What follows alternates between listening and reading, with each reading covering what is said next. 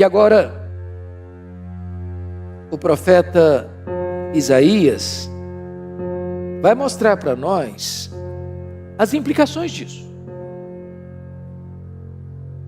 Porque se eu creio nesse Deus, que é soberano, que é majestoso, isso tem implicações. Tem implicações. Então vejam comigo como é que Isaías vai aplicar isso no verso 27. Porque pois dizes, ó Jacó, e falas, ó Israel, meu caminho está encoberto ao Senhor, e o meu direito passa despercebido ao meu Deus. Aí você começa a perceber que as próprias queixas do povo tinha a ver com o fato, o povo não estava conhecendo o seu Deus. Aliás, lá no começo do livro, Isaías diz que o boi e o jumento conhecem o seu dono. Mas o povo de Israel não estava conhecendo o seu Deus. Se nós não conhecermos a Deus, irmãos, nós seremos um povo fraco, tímido, acovardado. Nos assustaremos com qualquer barulho produzido pelos homens. E aí o profeta pergunta assim: por que dizes, ó Jacó, e falas, ó Israel, o meu caminho está encoberto ao Senhor, o meu direito passa despercebido ao meu Deus? Nota que são duas queixas graves contra Deus. A primeira delas é que Deus não está notando o que está acontecendo. A segunda é que Deus é injusto. Porque se o meu caminho está encoberto ao Senhor, é porque não é onisciente, é porque não sabe, é porque não vê, é porque Ele é limitado. Agora, quando Ele diz aqui que o meu direito passa despercebido ao meu Deus, está dizendo, Deus é injusto, eu mereço e Deus não me dá. Eu estou passando por uma situação que eu não mereço passar, eu mereço coisa melhor, eu devia ter coisa melhor, e Deus não está me dando o que eu mereço.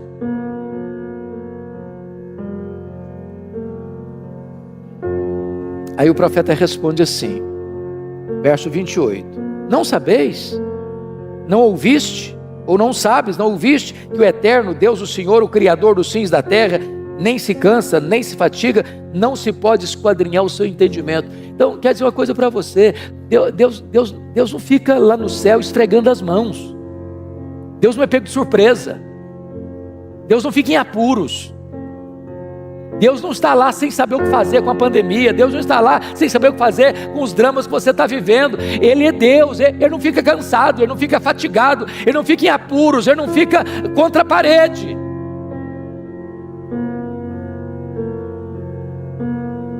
Mas notem uma coisa, não se pode esquadrinhar o seu entendimento. Sabe o que significa isso, irmãos? Tem muita coisa na vida que eu não vou conseguir explicar, pastor Erival não vai conseguir explicar, você não vai conseguir entender, você não vai conseguir explicar.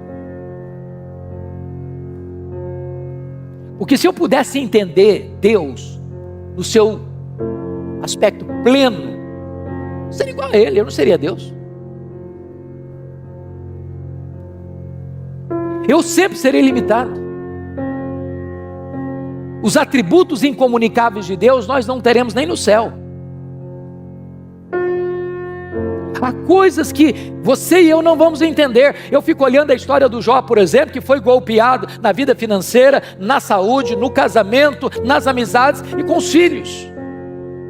E o que Jó fez? Ele perguntou, ele quer saber. Ele fez 16 perguntas. Por quê? Por quê? Por quê? Por quê? Por quê? Ele fez 34 queixas contra Deus. E a resposta de Deus para ele foi o silêncio. E quando Deus falou, Deus não respondeu nenhuma das 16 perguntas, nenhuma das 34 queixas. Ao contrário, Deus fez 70 perguntas para ele. A Bíblia diz que Deus o restaurou, mas Deus não explicou. O que Deus promete para você é restauração, nem sempre explicação.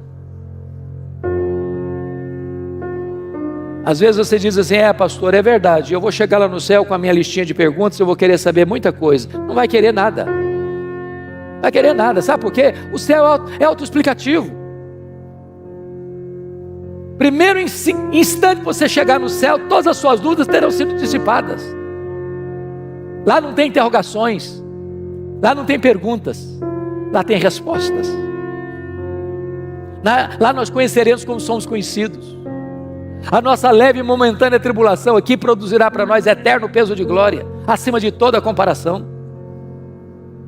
Mas aí ele prossegue no texto, confira comigo no verso 29, quando ele diz assim: esse Deus faz forte ao cansado e multiplica as forças ao que não tem nenhum vigor. Talvez você está hoje aqui, meu irmão, de tanque vazio. Talvez você está aqui andando na reserva. E eu quero dizer para você que Deus trouxe você aqui nesta noite para dar uma B12 na sua veia espiritual. Deus trouxe você aqui hoje para dizer o seguinte: olha, meu irmão, você não precisa andar fraco e abatido não, você pode ser fortalecido. O Deus Todo-Poderoso é o seu Deus, é o seu Pai, e Ele está aqui hoje para fortalecer você, levantar você.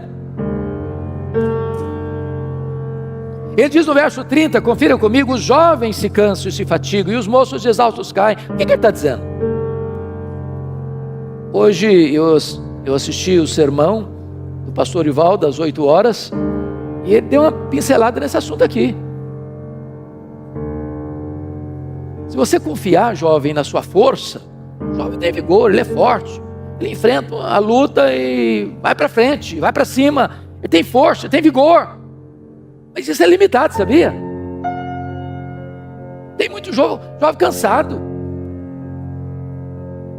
tem muito jovem arquejado, tem muito jovem fatigado. E é Deus, e só Deus pode multiplicar suas forças, renovar seu ânimo, dar esperança para você. Por isso o texto no verso 31 diz algo sublime: mas os que esperam no Senhor renova suas forças. Não é o forte na sua força, não é o sábio na sua sabedoria, não é o rico na sua riqueza, é os que esperam no Senhor. Não é o trabalho que você tem, não é a empresa que você dirige, não são os negócios que você tem, não é a tradição da sua família, não é os diplomas que você granjeou nos seus estudos acadêmicos, é os que esperam no Senhor. E aí ele faz uma comparação interessante. Os que esperam no Senhor renovam as suas forças, sobem com asas como águias, correm e não se cansam, caminham e não se fatigam. E eu fico sempre curioso quando leio isso aqui, porque eu li alguns livros de oratória, alguns livros de retórica, e quase todas as obras que eu li, se não todas, nesta área, diz que um discurso precisa terminar lá em cima e não lá embaixo.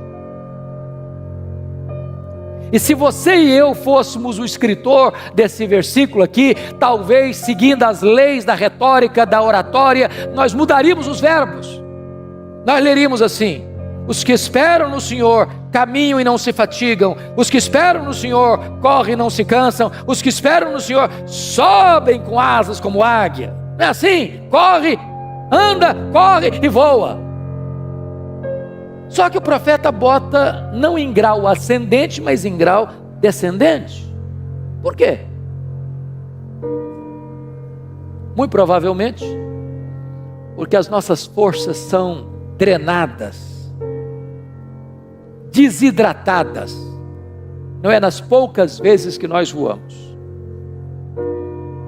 nem nas algumas vezes que nós corremos. Tem muita gente que não consegue correr mais, o joelho não deixa. Me too. Mas às vezes a gente fica estressado, cansado, esgotado. É na dinâmica da vida, do andar. É a rotina da vida. Levar filho para a escola, pegar filho da escola, levantar cedo e ir para o trabalho, voltar do trabalho para casa, domingo após domingo vir para a igreja, voltar da igreja para casa. Essa rotina do andar esgota você. E Deus é poderoso hoje aqui para renovar-nos, enquanto voamos, enquanto corremos, enquanto caminhamos. Mas aqui eu queria aproveitar, amanhã é feriado, o Marival vai me dar um desconto, e eu queria olhar por que ele compara com a águia. Os que esperam no Senhor renovam as suas forças como águia, sobem com asas como águia. Por que ele está usando a figura da águia? Por que ele está nos trazendo esse tipo da águia? Primeiro, porque no mundo inteiro, irmãos, a águia é símbolo de otimismo, de força, de garra. E eu queria falar para você que se você espera no Senhor, você precisa ter um otimismo indestrutível. Crente não pode ser desanimado, crente não pode ser pessimista, crente não pode ficar puxando para trás, crente não pode ficar olhando a vida de óculos escuros. Nós somos como a águia.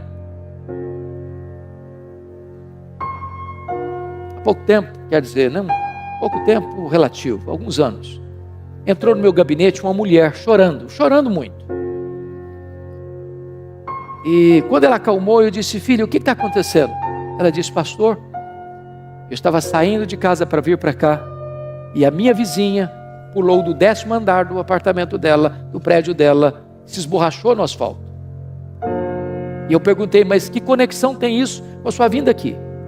Ela me disse: é porque eu estou querendo fazer a mesma coisa, mas não tenho coragem. Mas por que você quer se matar? Ela me respondeu: porque eu sou um problema. Eu perguntei: mas por que você acha que você é um problema? Porque o meu pai sempre me disse que eu era um problema. Aí eu saí de casa para me casar com o primeiro pretendente. E o que aconteceu? Meu marido dizia as mesmas palavras do meu pai: você é um problema. Pastor, eu sou um problema. Mas o que você fez? Eu me divorciei dele, me casei de novo. E o que aconteceu? O segundo marido dizia que eu era um problema. E daí? Eu me divorciei dele, casei a terceira vez. E o que está acontecendo? O meu terceiro marido me diz que eu sou um problema. Pastor, eu sou um problema, eu não mereço mais viver, eu não posso mais viver, eu quero me matar. Eu senti compaixão por aquela mulher e disse para ela 3 coisas. Ela é uma mulher cristã, membro de uma igreja evangélica. Eu disse: filha, 3 coisas eu preciso lhe dizer. Primeiro, você não é o que as pessoas dizem que você é. Segundo, você não é o que você pensa que você é. Terceiro, você é quem Deus diz que você é. Quem você é? Você foi criada à imagem e semelhança de Deus. Você é amada por Deus. Deus amou você e deu o seu filho para morrer em seu lugar. Você é a menina dos olhos de Deus. Nunca olhe para você e despreze você, porque quando você despreza o projeto, você está desprezando o projetista. Valorize, porque você tem valor em Cristo. Em Cristo você é precioso, você é preciosa. Então lute pela sua vida, em vez de desistir dela. Mas ainda, irmãos, em segundo lugar, se nós somos como a águia, isso nos ensina uma segunda lição: o princípio da piedade progressiva. Diz os estudiosos que a águia sempre gosta de voar alto, alto, alto, sempre um pouquinho mais alto. O que significa isso? Se somos como a águia, significa que o crente não pode ficar de altos e baixos, de avanços e recuos, em zigue-zagues na vida. Temos que voar alto, viver altaneiramente, pensar nas coisas lá do alto. Nós somos cidadãos dos céus. Aqui nós estamos como peregrinos e forasteiros. Aqui não temos casa permanente. Aqui não está o nosso lar permanente. Aqui não está a nossa pátria permanente. Nós somos testemunhas aqui, mas estamos a caminho da glória. Há uma outra ave que não consegue voar bem, sabia? Os voos são curtos, são baixos, desastrosos. É o pelicano. Mas sabe por que o pelicano não sabe voar alto, não consegue voar alto? É porque tem um papo muito grande. Sabe por que alguns crentes não conseguem voar alto? Tem um papo muito grande. Gente ensimesmada, gente narcisista, gente egoísta, gente que se sente um gigante quando não passa de um pigmeu. Mas a águia nos ensina uma outra coisa impressionante. É o princípio da dependência de Deus, total. Se você já viu uma fotografia, ou já viu uma águia de perto, ou uma fotografia bem feita, ou um desenho bem feito, você vai perceber que a águia tem as asas enormes, aparentemente desproporcionais ao tamanho do corpo. E por quê? Certamente não foi um cochilo do Criador, não foi um erro anatômico de Deus.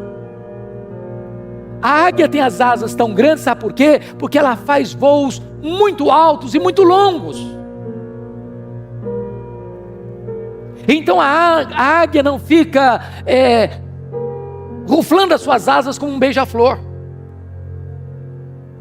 Ela chega lá nas alturas, aplana as asas e deixa que o vento a carregue. Se nós quisermos vitória na nossa vida espiritual, não é na força do braço, não é na força do nosso conhecimento, não é na autoconfiança. A Bíblia diz: não é por força, não é por poder, é pelo meu Espírito, diz o Senhor dos Exércitos.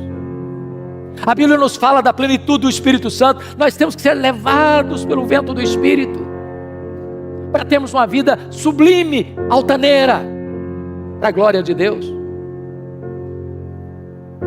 Meus amados irmãos, os estudiosos foram olhar a águia e descobriram uma coisa aqui impressionante.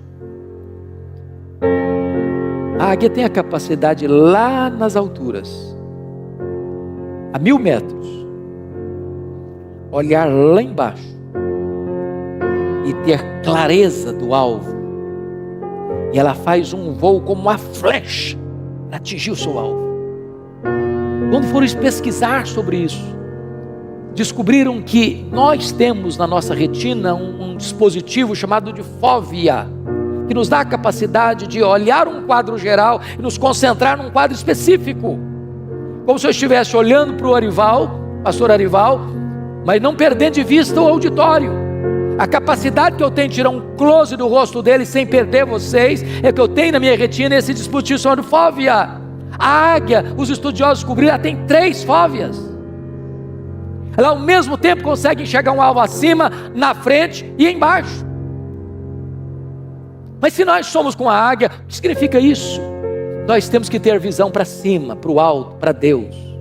Tem gente, irmãos, que é cientista, pós-doutorado em algumas áreas do saber humano e não enxerga um palmo acima da cabeça. Tem um mínimo de discernimento espiritual. Tem gente que se tornou crente, muita gente se tornou crente, ficou uma pessoa assim alienada. Ela não tem mais conexão com a história, ela não tem mais conexão com a vida, ela parece que perdeu a capacidade de pensar e de refletir. Nós temos que conhecer a história, nós temos que conhecer o que o homem está pensando, nós temos que conhecer o que está acontecendo aí fora, nós temos que olhar para frente e discernir o nosso tempo. Nós temos que ser como os filhos de Issacar, especialistas no tempo em que vivemos, para não sermos massa de manobra. Mas nós temos que olhar lá para baixo, irmãos. Estou chegando hoje de Guiné-Bissau, estava compartilhando com o pastor a dor do meu coração. A dor do meu coração. Eu estive em 2019 em Angola, já fiquei chocado, mas Guiné-Bissau é dezenas e dezenas de vezes uma situação mais crítica do que Angola. A pobreza generalizada.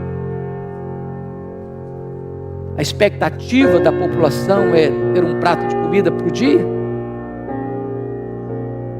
Quando a pessoa melhora a sua condição de vida, ela consegue cobrir a casinha dela de zinco, que faz barulho demais quando chove, e é quente demais, e é um país muito quente. Não tem emprego, não tem dinheiro. Estava retornando, conversando com uma médica que estava lá, prestando serviço de caridade. Ela disse que no hospital as camas estão podres e não tem o mínimo de remédio, mas o mínimo, o básico do básico. Mulheres, crianças e velhos com a bacia na cabeça, vendendo um pouquinho de pepino, ou de cebola, ou de batata, para conseguir um pouquinho de comida naquele dia.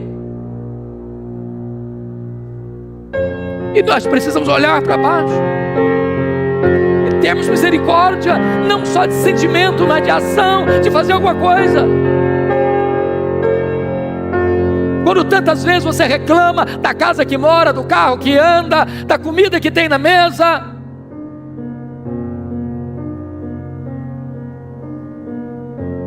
mas ainda, irmãos, me permita 2 coisas para encerrar. Lá no Salmo 103, versículo 5, a Bíblia diz que Deus renova a nossa mocidade como a da águia. Isso é impressionante para mim.